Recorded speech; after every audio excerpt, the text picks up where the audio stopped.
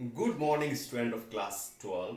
This is my second lecture on the Indus Valley civilization, and now I want to teach about the Mohenjo-daros.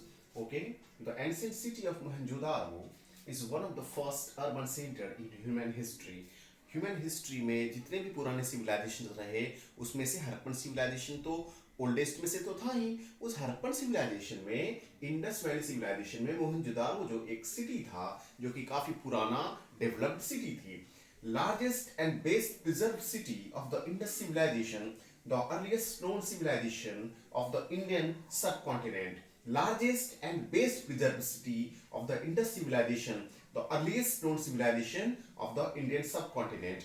Indian subcontinent में जितने भी पुराने अगर आप कहोगे तो ये सबसे पुराना सिविलाइजेशन था, सबसे बड़ा सिविलाइजेशन था। और अगर हम मोहनजोदारो की बात करें तो Mohenjodaro was the built around 2500 BC, लगभग ये 2500 BC के आसपास ये सिटी बना। And the city was divided into two parts। ये जो सिटी था वो टू पार्ट्स में डिवाइडेड था, the Citadel and the lower town.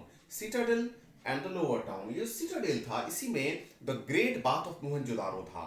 तो आज हम लोग the great bath of Mohenjodaro के बारे में विस्तार से समझेंगे। ओके,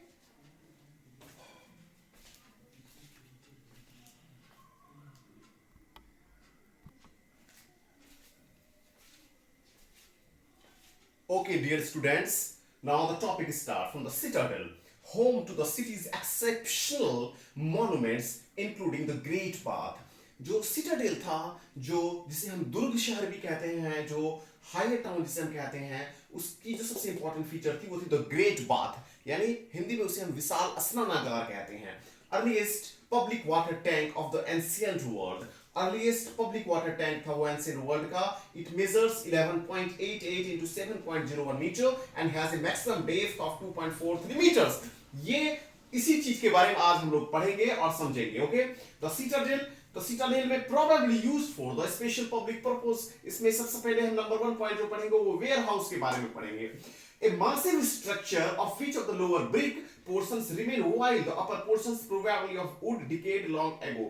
वेयर हाउस जो बनाया गया था सामान को रखने के लिए, जैसे कि विशाल अन्नागार भी उसे कहा जाता है, अनाजों को रखने का, वो आमतौर से ईंटे से बने हुए थे, ब्रिक्स से। और उसका जो ऊपर का पोर्शन था वो लकड़ियों से बना था, जिसके बारे में कहा जा रहा है कि उसके कोई अवशेष नहीं मिले, शायद वो सड़ गए होंगे। चलिए अब हम मेन टॉपिक पे जाते हैं, the great bath. The Great Bath was a large rectangular tank in a courtyard surrounded by a corridor on all four sides। जो ग्रेट बाथ था वो एक रेक्टेंगुलर टैंक था, चारों ओर से वो घिरा हुआ था, एक कॉरिडोर बना हुआ था। There were two flights of steps on the north and south leading to the tank। और टैंक में उतरने के लिए दो सीढ़ियां बनी हुई थी, which was made watertight by setting bricks on edge and using a mortar। और उसमें से पानी लीक ना हो इसके लिए उसमें मोर्टर और जिप्सम का प्रयोग करके उसको बहुत स्ट्रॉन्ग बनाया गया।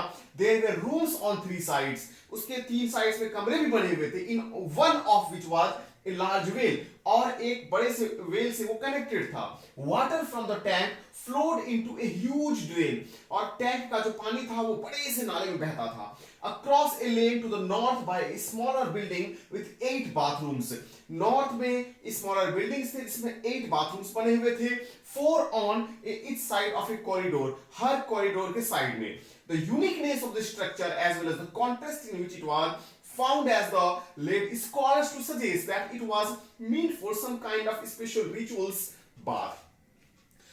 जो पुरातत्वविद जिन्होंने इस चीज के स्टडी करा, आर्कियोलॉजिस्ट ने, उन्होंने ये कहा कि शायद इस ग्रेट बाथ का इस्तेमाल रिचुअल बाथ के तौर पे होता हो। जैसे हिंदुओं में है ना कि रिचुअल बाथ के तौर पे लोग गंगा में स्नान करने जाते हैं या एक होली रिवर होली बाथ में, तो उसी सिलसिले में ग्रेट बाथ का इस्तेमाल शायद होता हो। चलिए ग्रेट बाथ के इस टॉपिक को आप उतार लीजिए, इससे रिलेटेड जो भी प्रॉब्लम्स आएंगे इसमें कहीं कोई प्रॉब्लम नहीं है। नेक्स्ट टॉपिक में आपको पढ़ाऊंगा tracking social differences of burials, looking for luxuries and finding out about craft production।